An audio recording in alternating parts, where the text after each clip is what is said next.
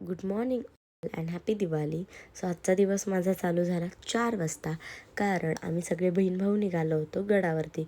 खूप दिवसांपासून चाललं होतं की जायचं बट डेट काही फिक्स होत नव्हती आणि टाईमही मिळत नव्हता.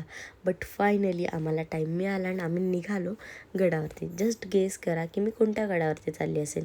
माझं तो खूप दिवसांपासूनचं स्वप्न होतं की ते माझं पूर्ण झालं. मी निघाले होते किल्ले रायगडवरती. सो ते झाल्यानंतर मी तिथं पोचले आणि तुम्ही खरंच गडावरती जात असाल तर रोपवेने जाऊ नका. जर तुम्ही चालत जात असाल तरच तुम्ही खरा गड पाहताय.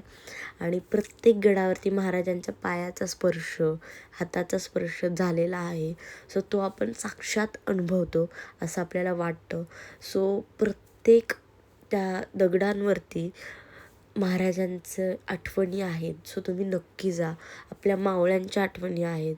सो त्या जेव्हा तुम्ही बघाल ना की त्या शब्दात नाही सांगू शकत. खूप भारी अनुभव होता आमचा.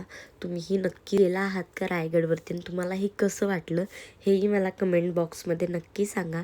आणि आमचा दिवस हा खूप भारी गेला.